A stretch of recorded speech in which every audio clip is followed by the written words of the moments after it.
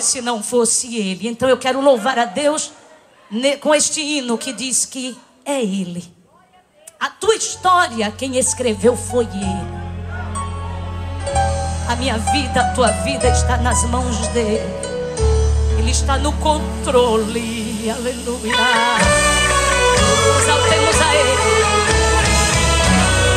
Glória a Deus. Olha, a minha história foi escrita pelas mãos de Deus. O meu caminho foi traçado. Foi Ele quem arquitetou. Ele me criou e me fez existir. E ainda no ventre da minha mãe me viu e de mim se agradou. Ah, eu sei que não mereço, mas foi o meu Deus quem quis assim. Meu filho, não me escolhestes. Olha, fui eu quem te escolhi. Tal qual a sarça sei que sou, sem aparência, sem saber. Mas minha vida é de Deus, não sou, mas Ele é. Oh, glória a Deus. E deixa eu te contar, olha, o inimigo já lutou pra me fazer parar, tentando impedir e quis atrapalhar os planos que o meu Deus pra mim aqui traçou. Mas Deus que é o meu refúgio e a minha fortaleza, e agindo Ele não tem quem o impeça. Venceu por minha guerra e me mandou louvar. Louve, se Ele me criou, sou dele. Agora vivo para Ele, por isso louvo só a Ele e adoro tão somente a Ele. Com alegria eu sigo a Ele, minha alma anseia por Ele, e eu quero estar mais perto dEle. Olha, e fazer sempre a vontade dEle. Sabe por quê? Eu sou escolhida dEle e eleita também fui por Ele. Quem vive agora em mim é Ele, quem dirige minha vida é Ele, a minha alegria é Ele, e a força da minha vida é Ele, e o meu sustento é só Ele. Quem me faz triunfar é Ele, quem me faz prosperar é Ele, e o brilho da minha vida é Ele. Não sou, não posso, tudo é Ele. Não faço, quem faz tudo é Ele. Quero ser mais fiel a Ele, buscar sempre a face dEle. Sabe por quê? Quando aqui tudo terminar, eu vou morar com Ele. Adore a Ele, diga assim: Jesus é bom, meu coração é dEle. Diga: eu fui comprada pelo sangue dEle, edificada na rocha dEle, sou protegida pela sangue dEle. A oração ouvida eu sou dEle, e quem responde o meu clamor é Ele. Minha vitória vem da parte dEle. Vamos dizer glória então a Ele. Diga: a Ele, a Ele. Oh, glória a Jesus Cristo. Glória a Jesus. Adore a Ele.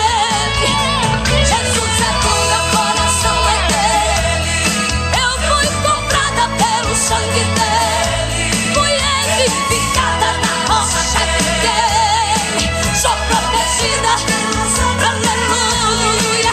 Na oração ouvida sou por Ele, e quem responde o meu clamor é Ele. Nossa vitória vem da parte dEle. Vamos dar glória a Ele, a Ele, a Ele. Ele é digno, só Ele. aqui adorar a Ele. Agradeça a Ele por você estar aqui, jovem.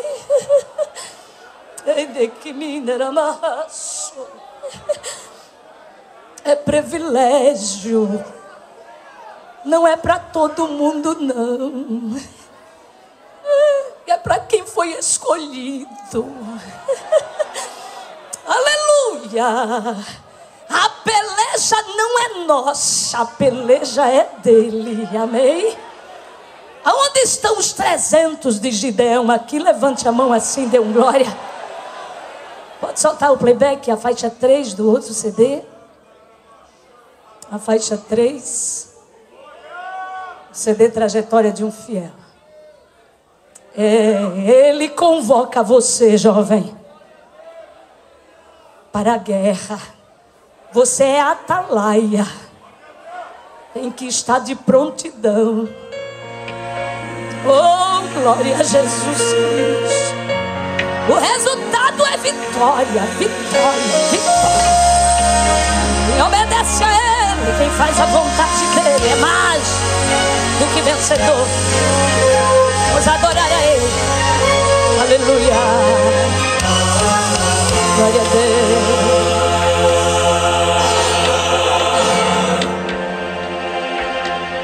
Junto ao povo Gideão, chegou a hora de lutar. Grande vai ser a escolha. Os covardes e medrosos do caminho irão voltar. Junto ao povo de Deus, eu vou marcar a tua história. Te darei o livramento, pois somente com 300 eu te darei vitória. 32.000 era a quantidade de homens apostos para pelejar. Olha, aparentemente todos corajosos, preparados para lutar.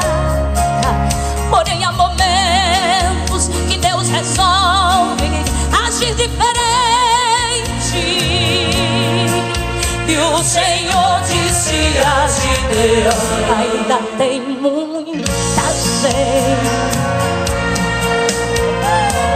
E disse o Senhor a Gideão: muito é o povo que está contigo para eu dar os midianitas em tuas mãos, a fim de que Israel não se glorie contra mim, dizendo: a minha mão me livrou. Apregoa, pois, agora aos ouvidos de todo o povo, dizendo: os covardes e medrosos voltem.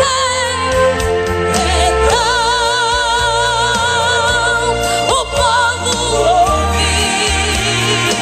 Olha, aí começou a voltar. Aí voltou 1, 2, voltaram mais 20.000. Porém há momentos que Deus quer agir diferente. E o Senhor disse a Gideão: ainda tem muita gente. E disse o Senhor a Gideão: faz descer o povo às águas, e ali os provarei. E há de ser que aquele que eu te disser, esse irá contigo, esse contigo irá. Porém todo aquele que eu disser, esse não irá contigo, esse não irá. Oh, glória a Deus. Olha, e Gideão ordenou descer as águas, e de longe começou a entender que havia um segredo de Deus na forma que o povo água ia beber. Pois quem tomasse água com a mão e levasse a boca, este serviria. Porém quem baixasse perdendo a atenção, este voltaria. E o segredo de Jeová naquele momento, sabe qual era? Era escolher dentre os 32.000 somente 300. Mas 300 300 com buzinas, 300 com cântaros, 300 com voz, 300 com fogo, 300 que obedecem, 300 corajosos, 300 verdadeiros, 300 valorosos. Porque Deus, quando entra na guerra, é dele o comando, é dele a estratégia. Manda quebrar o cântaro e toquem as buzinas.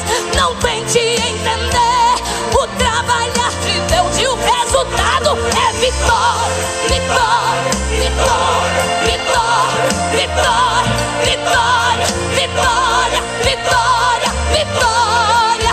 Deus está dando livramento. Diga assim, jovem: o resultado é vitória. Os vitoriosos declarem em nome de Jesus. Se 32 mil não querem ir, Deus usa os 300, mas 300 com buzinas, 300. Onde estão os 300? 300 que obedecem, 300 corajosos, 300 verdadeiros, 300 valorosos. Se 32 mil não querem ir, não tem problema, Deus vai usar os 300. Aleluia! E a vitória é do povo de Deus. Oh, glória! Ei, deixa.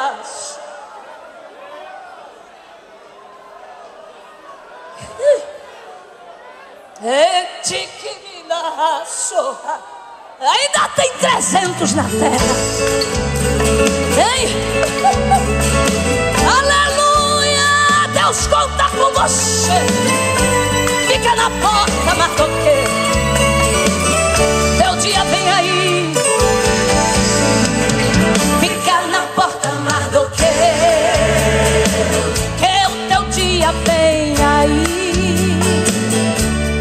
Deus quem dá o sono, mas por tua causa alguém não vai dormir.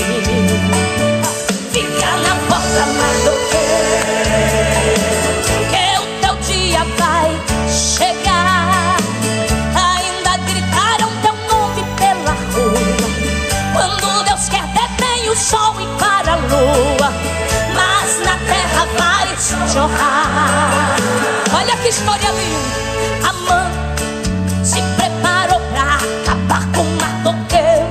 Olha o que ele fez. Armou tudo nos detalhes, preparou logo uma forca. Foi assim que aconteceu. Ai, irmão.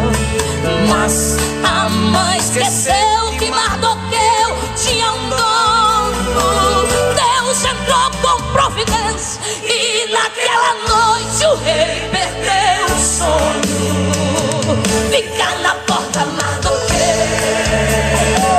que o teu dia vem aí.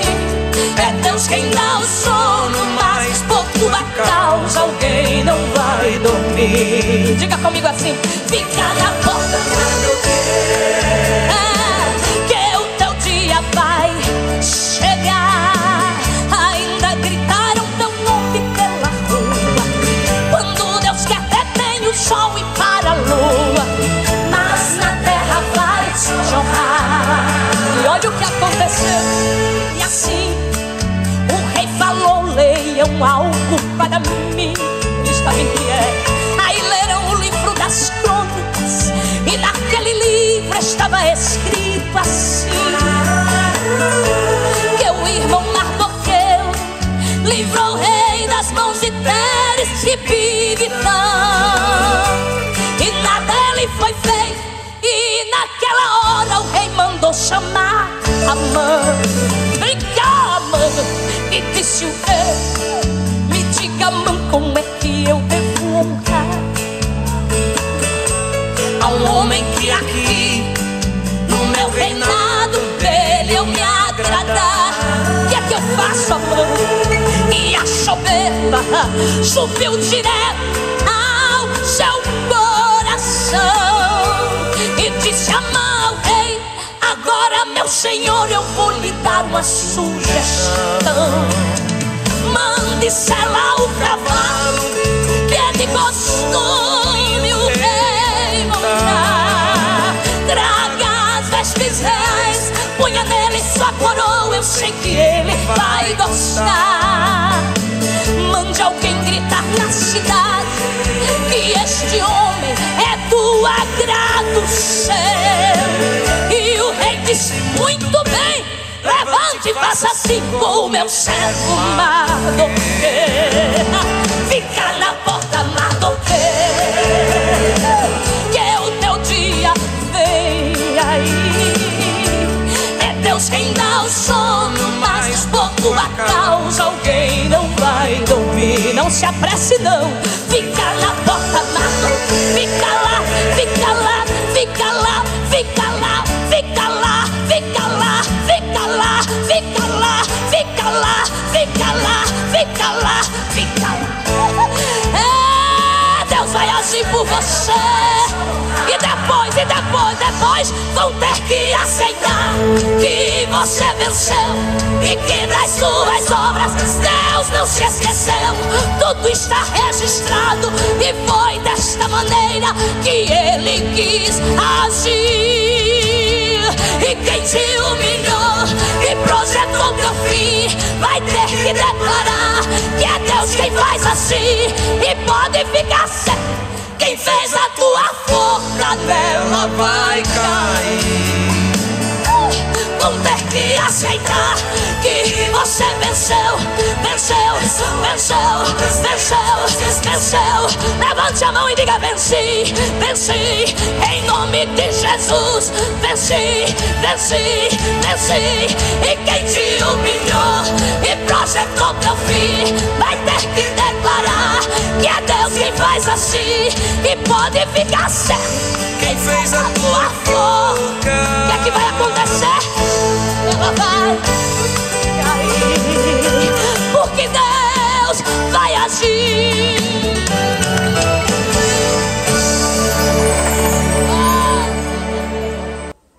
Para sempre e eternamente seja bendito o nome de Jesus. A paz do Senhor. Por favor, quem trouxe a Bíblia, pegue-na depressa.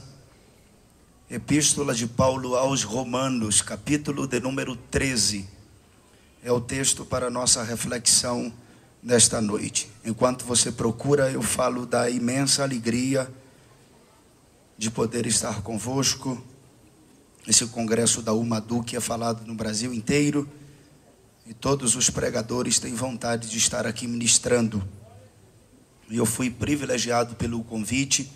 Eu quero agradecer a Deus, como também toda a coordenação da mocidade, toda a coordenação da UMADUC, na pessoa do seu líder, enfim, a todos vocês. E dizer que vós sois fortes, porque já vencestes o maligno e a palavra de Deus está em vós. O pastor Álvaro, meu respeito a ele.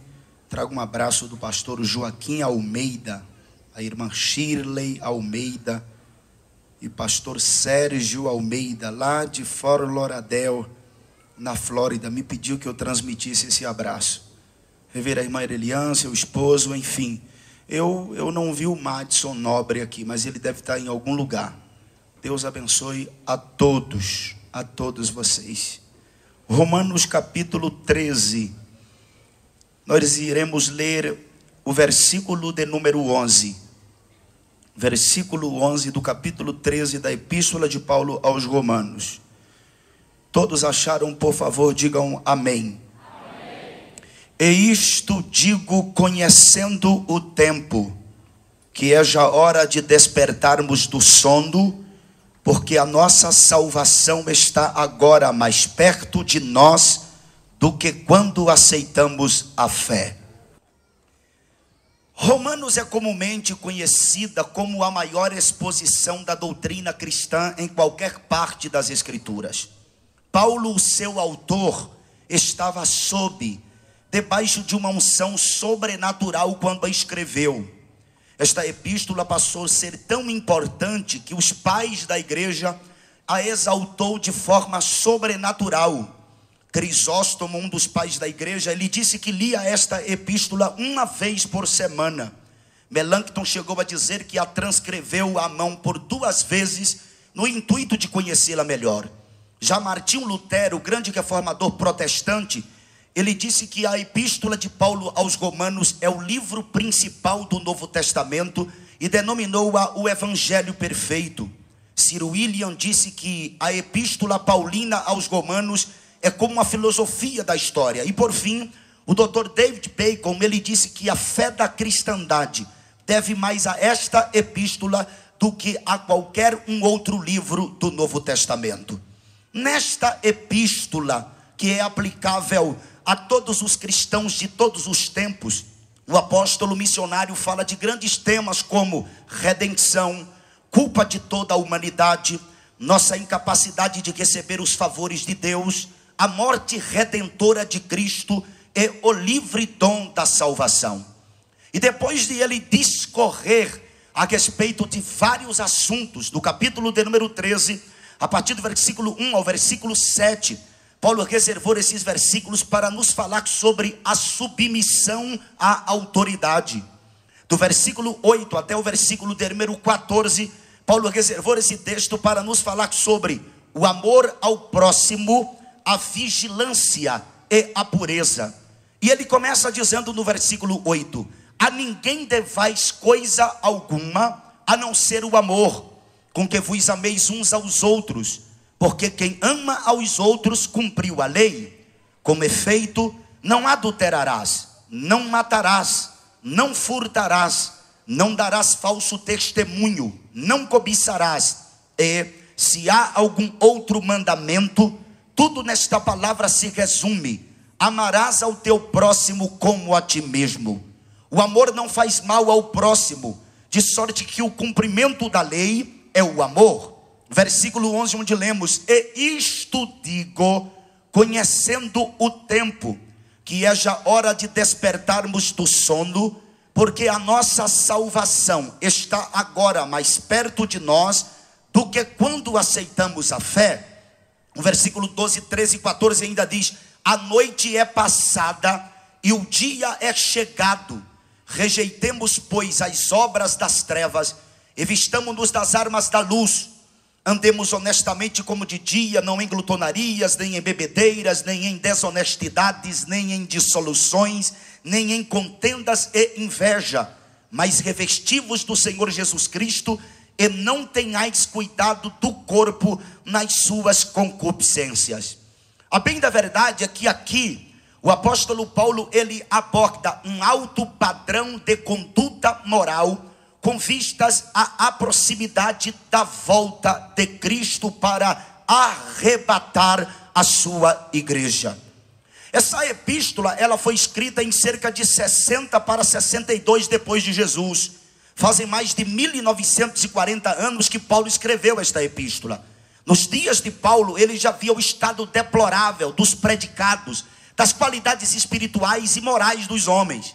É por isso que ele exorta a igreja que estava em Roma, como também todos os cristãos de todos os tempos, dizendo: eu estou falando isto para vocês, eu estou exortando a vocês, eu estou admoestando a vocês, porque eu conheço o tempo, e é já hora de despertarmos do sono, porque a nossa salvação está agora mais perto de nós do que quando aceitamos a fé.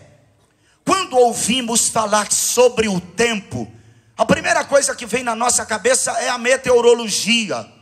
Todos os dias na televisão e no rádio sempre tem um espaço de tempo para a ciência do tempo, ou os meteorologistas falarem a respeito do tempo. Eu acredito que todos vocês já perceberam que a meteorologia, ela sempre falha nas suas previsões. E os meteorologistas, às vezes eles dizem que no dia vindouro vai haver sol e houve chuva. Às vezes eles dizem que vai haver chuva e houve sol. Às vezes eles dizem que ia haver sol e teve um dia nublado. Isso porque a meteorologia não é uma ciência exata como é a matemática. A ciência do tempo, a meteorologia, ela é uma ciência falível. Ela precisa das fotos dos satélites artificiais do espaço nos seus computadores para que eles possam prever o tempo. Nesta noite eu quero ser um meteorologista de Deus e eu não vou falhar nas minhas previsões, porque o que eu vou usar não são as fotos dos satélites, eu vou usar a poderosa, a inerrante, que é mais certa do que o jornal de amanhã, a Bíblia, a palavra de Deus. Você entende o que eu estou pregando? Levanta a mão assim, dá um grito de glória para Jesus, para eu me sentir à vontade. Eu sei que falar sobre arrebatamento da igreja parece ser uma coisa antiquada, uma teologia ultrapassada, que somente os nossos pais tiveram a oportunidade ou desejo de pregar. Falar do arrebatamento da igreja para alguns parece ser utopia, um projeto imaginário que jamais será concretizado. Para outros, fanatismo religioso, algo que a gente incutiu na nossa mente para preencher o nosso ego religioso. Mas o arrebatamento da igreja é sem dúvida a maior esperança da igreja. E das mais de 8.000 promessas que Deus nos fez, esta é a maior promessa, a promessa de um dia vir nos buscar. E hoje e amanhã eu prometo que vou ser um atalaia, aquele que alerta. E eu sei que nesta noite você vai voltar para casa saltando como os cabritos na malhada, e a sua esperança renovada de que Cristo vai voltar para nos arrebatar e levar para os céus. Eu sei que vocês sabem que todos nós nascemos com uma lei de discernimento dentro de nós. Vocês lembram do capítulo 16 do Evangelho segundo escreveu Mateus? Um dia os fariseus e os saduceus quiseram tentar Jesus, pedindo-lhe que eles mostrasse um sinal do tempo, um sinal do céu. É claro que se você ler o contexto desses versículos, você vai ver que Jesus, ele fala a respeito do sinal que seria dado, senão um sinal idêntico ao do profeta Jonas, falando da sua morte e da sua ressurreição. Só que a Bíblia, ela é profética, ela combina entre si em cada detalhe. E Jesus diz assim: mas ele respondendo disse-lhes, 16 verso 2 de Mateus: quando é chegada a tarde, dizeis, haverá bom tempo, porque o céu está rubro, e pela manhã, hoje haverá tempestade, porque o céu está de um vermelho sombrio. Isso aqui é uma lei de discernimento que todo homem tem dentro de si. O meu avô, ele era analfabeto de pai e de mãe lá na Bahia, e ele ia para a roça trabalhar com a enxada, e ele não sabia sequer olhar as horas no seu relógio. Só que pela posição do sol, sempre ele chegava em casa na hora correta do almoço, por causa da lei do discernimento que todos nós temos dentro de nós. E quando Jesus fala aqui para os fariseus e saduceus: quando é chegado a tarde, dizeis, haverá bom tempo, porque o céu está rubro, e pela manhã, hoje haverá tempestade, porque o céu está de um vermelho sombrio. Isso aqui também pode ser aplicado para esta lei de discernimento no que diz respeito ao retorno de Cristo para buscar a sua igreja. Se você olhar para todos os sinais falados pelos teólogos, 118 sinais deveriam acontecer antes do arrebatamento da igreja. Eu poderia falar do sinal dentro da moral, sinais dentro da política, sinais dentro da religião, sinais, enfim, dentro do social e do moral. Mas nesta noite eu quero pegar um sinal contundente e poderoso, falado por Cristo no livro de Marcos, no capítulo de número 13, versículo de número 28, quando ele diz: aprendei, pois, a parábola da figueira, quando os seus ramos se tornam tenro e brotam folhas, bem sabeis que já está próximo o verão. Olha aqui na minha mão direita para você, por favor, para minha mão direita, para você entender o que eu vou ler. Aprendei, pois, a parábola da figueira, quando já o seu ramo se torna tenro e brotam folhas, bem sabeis que já está próximo o verão. O versículo 33 do capítulo 13, Jesus disse: olhai, vigiai e orai, porque não sabeis quando chegará o tempo. a ordem de Jesus altera os valores. Olha aqui, é olhai, vigiai e orai. Não é orai, vigiai e olhai, é olhai. Olhai para ver o inimigo que se aproxima. Vigiar para não entrar em tentação. É orar para pedir o socorro de Deus para a proteção. E quando Jesus fala aqui, olhai para a figueira, Jesus está falando aqui sobre a nação de Israel. É claro que todos nós sabemos que a nação de Israel, ela é representada por 3 árvores distintas. A primeira árvore é a oliveira, que representa os privilégios religiosos da nação. A segunda árvore representada é a figueira, que representa os privilégios de Israel como nação. E a terceira árvore é a videira, que representa os privilégios espirituais da nação de Israel. Perceba que aqui Jesus não diz, olhai para a parábola da videira ou da oliveira. Jesus ele disse, olhai, aprendei pois a parábola da figueira. Porque Jesus está falando aqui de Israel como nação. Porque a figueira representa os privilégios de Israel como nação. Vocês lembram do capítulo 24 do Evangelho segundo escreveu Mateus? Todo discípulo, todo judeu estava de alguma forma feliz pela reestruturação do templo. Herodes, o governador romano, havia investido uma fortuna em ouro e prata para que o templo fosse construído. E foi construído no dobro do seu tamanho. E dentro do templo, os discípulos perguntaram a Jesus, mestre, você está vendo a estrutura do templo? Jesus olhou e disse, não vedes tudo isto? Em verdade vos digo que não ficará aqui pedra sobre pedra que não seja derribado. Os discípulos, quando ouviram isso de Jesus, eles não ousaram a perguntar no momento o que sucederia para que este templo fosse derribado. A pergunta que eles vão fazer a Jesus é no verso 3 do capítulo 24, já no Monte das Oliveiras. Só que Jesus morre, ressuscita, é assunto aos céus, se assenta à destra de Deus. Os discípulos dão continuidade à igreja. 10 anos se passaram e o templo estava de pé. 20 anos se passaram e o templo ainda estava de pé. 30 anos se passaram e o templo ainda estava em pé. 40 anos se passaram, 50 anos, 60 anos se passaram e o templo estava ainda em pé. 70 anos se passaram e o templo estava em pé. E foi exatamente no ano 70 depois de Jesus, olhe nos meus olhos, que o imperador de Roma, porque todos nós aqui sabemos que desde muito antes do nascimento de Jesus, quem mandava em Jerusalém eram os romanos. Os judeus pagavam tributos para os romanos.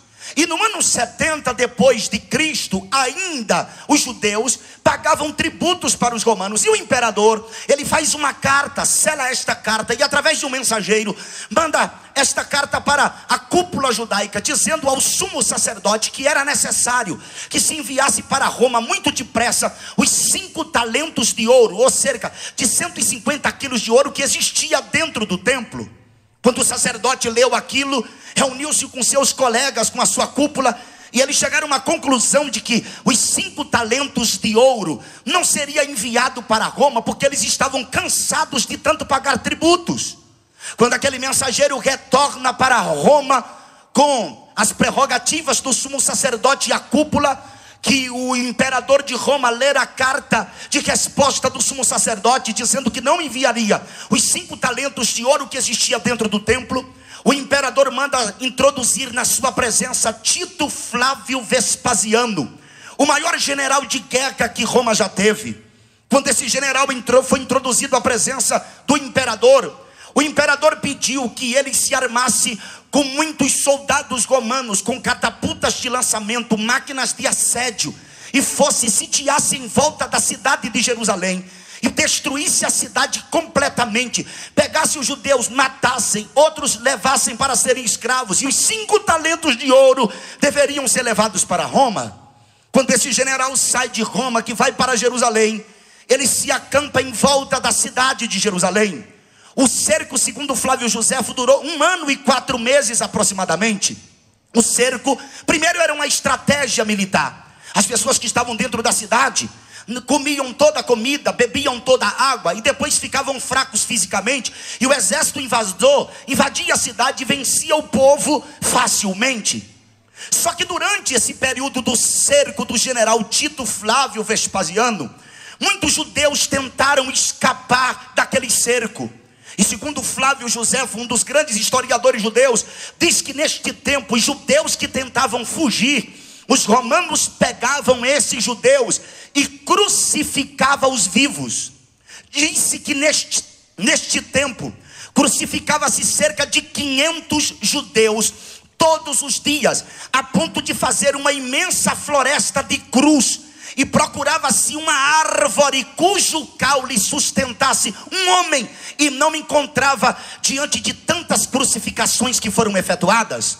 Vocês lembram daquela palavra de Jesus: ai das grávidas, cumpriu-se em 70 depois de Jesus, porque as mulheres grávidas faziam de tudo para proteger o seu filho, o seu feto, e também tentavam fugir do cerco de Jerusalém. E os soldados de Roma pegavam essas mulheres, levavam à presença do general, e ele mandava abrir as barrigas dessas mulheres, tirava o feto vivo, a criança, ainda às vezes em formação, colocava esses animais que criamos em casas, gato, costurava a barriga das mulheres para vê-las agonizando até a morte. 1 ano e 4 meses mais tarde, o povo estava faminto, o povo estava com sede. Diz que neste tempo havia-se um silêncio dentro da cidade de Jerusalém, e todas as pessoas morriam com os olhos fitos no templo. Chegou a hora da invasão, e o general dá ordem para aquele soldado que fica com uma flecha incendiária na mão, dá início àquela peleja. E quando aquele homem lança esta flecha incendiária, eu acredito piamente que o Espírito Santo desvia o curso desta flecha, encrava na parede do templo, que era feita de madeira, revestida de ouro. O templo pegou fogo, e a multidão de pessoas avançou com os soldados de Roma para o templo, para pegar ouro, a ponto de destruir até as alvenarias do templo, somente para se cumprir o que Jesus havia dito: não ficará aqui pedra sobre pedra que não seja derribado. Os soldados romanos matou cerca de 1.100.000 pessoas. Continue me ouvindo. 1.100.000 pessoas morreram. Os homens mais fortes que foram capturados foram levados para Roma. As moças foram levadas para serem concubinas em Roma. Só que muitos judeus escaparam e se estabeleceram nos 4 quadrantes desta terra. Eu sei que vocês sabem que aqui no Brasil tem colônia judaica. Eu conheço muitos países do mundo, e todos os países do mundo que eu conheço, tanto na Europa, como na América do Norte, como aqui na América Latina, como na Ásia, todos os países, todas as nações têm sim colônia judaica. Os judeus se espalharam desde o ano 70 depois de Jesus. Para que eles se esquecessem da cidade de Jerusalém, o nome da cidade de Jerusalém foi mudado uma vez para Aelia Capitolia, para que os judeus que escaparam não se lembrassem mais dessa pátria. A cidade de Jerusalém deixou de existir, os muros foram derribados, as casas foram queimadas a fogo. Agora virou apenas um tipo de culto fúnebre, onde as pessoas não tinham para onde olhar, e a tristeza que pousava no coração daqueles vizinhos que via a resplandecente glória da cidade de Jerusalém. Os judeus acabaram dentro do ponto de vista daqueles que guerrearam, mas eles se estabeleceram nos 4 quadrantes da terra. E lembra do que Jesus disse, que eu li, o que lemos? Olhai, aprendei, pois, a parábola da figueira. Quando o seu ramo se torna tenro e brotam folhas, bem sabeis que já está próximo o verão. Jesus está falando dos judeus que iria retornar para a sua pátria depois da dispersão. Se nesta noite eu fosse dar uma cronologia completa a respeito dessa história dos judeus, nós passaríamos aqui a noite toda. A história dos judeus é a história mais linda. Marquintal, que notou a singularidade do povo judeu, escreveu: ele poderia ter vaidade de si mesmo, sem isso se envergonhar. Sim, Poderia mesmo ser desculpado por isso. O egípcio, o babilônio, o persa surgiram e caíram, enchendo o planeta de resplendor e de som. Depois os romanos vieram com alto estrondo e rapidez e se foram. Outros povos surgiram, levantando alto suas tochas por algum tempo, mas apagaram suas luzes e permaneceram no anoitecer ou desapareceram. Os judeus viu a todos, e é agora o que sempre foi, sem diminuir suas energias, sem apagar sua mente alerta e agressiva. Todas as outras forças passaram, mas os judeus, eles permanecem. E eu gostaria, para entrar na mensagem agora, que você entendesse a respeito do retorno dos judeus. Se eu fosse dar uma cronologia completa, requereria muito tempo para isto. Mas para você ter uma ideia, no ano de 1875, houve os primeiros sinais de reagrupamento do povo. Em 1878, foi formada a primeira colônia agrícola em Jerusalém. Daí em diante começou o movimento de imigração. No ano de 1914, eclode a Primeira Guerra Mundial. A comunidade judaica contava com cerca de 85 mil pessoas. 1922, a Liga das Nações Unidas deu à Inglaterra um mandato sobre a Palestina, reconhecendo as terras como conexão histórica relativamente a Israel. 1939 a 1945, a Segunda Guerra Mundial. Adolf Hitler conclama-se chanceler da Alemanha e promove o famoso Holocausto, onde 6 milhões de judeus aproximadamente foram mortos nos campos de concentrações e nas experiências genéticas. Olha aqui na minha mão direita, vocês já assistiram aquele filme A Lista de Schindler? Se você nunca assistiu, loque este filme que é antigo e assista. Ali está uma parte da história desse povo. Adolf Hitler era muito sádico. Os seus representantes, eles deixavam o povo judeu durante muito tempo sem tomar banho. Construía banheiros gigantescos, parecendo esta igreja. E às vezes entrava nesses supostos banheiros números de 500, de 1000, 2000 pessoas pensando que ia tomar banho. E caía produtos químicos que matavam as turbas, as multidões. Outros, antes de morrer, era necessário cavar a sua própria sepultura, e depois levava um tiro na nuca, e o trator empurrava para dentro da sua própria, da cova feita por ele, e era coberto de produtos químicos para inibir a putrefação. Para os senhores terem uma ideia, Hitler era tão sádico, tão miserável, que no gabinete de Hitler havia uma réplica da lança que furou o lado de Jesus Cristo. Hitler odiava os judeus, e Jesus para Hitler era como se fosse um marginal. E é verdade, nem todo mundo acredita nele. Os ateus dizem que Jesus não é nada. Os panteístas dizem que Jesus é uma essência que está em tudo. Os comunistas dizem que Jesus foi um revolucionário. Os astrônomos disseram que Jesus foi uma estrela. Os hippies disseram uma vez que ele foi o primeiro hippie. Já os maçons, eles dizem que Jesus foi o arquiteto do universo. Os budistas dizem que ele foi apenas um criador de religião. Os espíritas falam que ele é um espírito evoluído. Já os muçulmanos, eles dizem que Jesus é menor do que o profeta Maomé.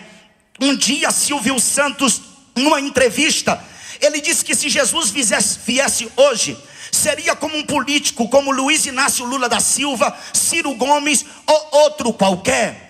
Até mesmo a nação de Israel pensou que Jesus era um impostor que veio para se assentar no trono para reinar sobre o povo politicamente.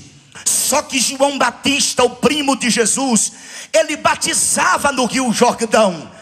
A mensagem de João Batista era tremenda. Não era assim: receba a chave do carro, receba a chave do apartamento, você veio para receber vitória. A mensagem de João Batista era: raça de víbora, quem vos ensinou a fugir da ira vindoura? Isso aqui é para entendermos, sabe o que? Que não se vem na igreja para ouvir aquilo que quer, não. Tem gente que diz assim: eu vou para a igreja buscar a minha bênção. Aqui não é supermercado, aqui não é shopping, aqui não é feira livre, aqui é casa de adoração ao nome de Jesus. Jesus Cristo. Levanta a mão quem entende o que eu estou pregando e dá um grito de glória para Jesus. João Batista pregava duro, falando sabe o que? Raça de víbora. Víbora é cobra, venha cá sua jararaca. E mergulhava no rio Jordão e dizia: arrependei-vos e crede no evangelho. Venha cá sua cobra coral. E mergulhava no rio Jordão e dizia: o machado está posto à raiz da árvore, e a árvore que não der fruto será cortada. Venha cá sua naja. E mergulhava no rio Jordão. E outra, o povo ia para ouvir a voz de Deus, não era para ouvir aquilo que eles queriam ouvir. Eu sei que Deus está falando nesta noite. Levanta a mão, levanta a mão, levanta a mão, levanta a mão, levanta a mão, levanta a mão, dá um grito de glória para Jesus aí, se você puder. E de repente aparece Jesus para ser batizado. É um pensamento de pregador. Eu acredito que alguém disse assim: João, tem mais alguém, alguma cobra para você batizar? E quando João olha, era Jesus. E João disse: esse aqui, esse daqui não, esse é o Rineisser Ha-Elohim Hanishó Et Hatat Haaret. Esse daqui é o Cordeiro de Deus, que tira o pecado da terra. Só que para Paulo, Jesus é a profundidade das riquezas, tanto da sabedoria como da ciência de Deus. Para João, ele é o amor. Para Bartimeu, é o prazer de enxergar. Para Lázaro, ele é o melhor amigo. Para Maria Madalena, ele é o Raboni do jardim. Para Moisés, ele é o caminho no meio do mar, é o cajado da sua mão. Para Davi, ele é o som da sua harpa, é a pedra da sua funda, é a unção sobre a sua cabeça. Para Naum, é aquele que anda e as nuvens são a poeira.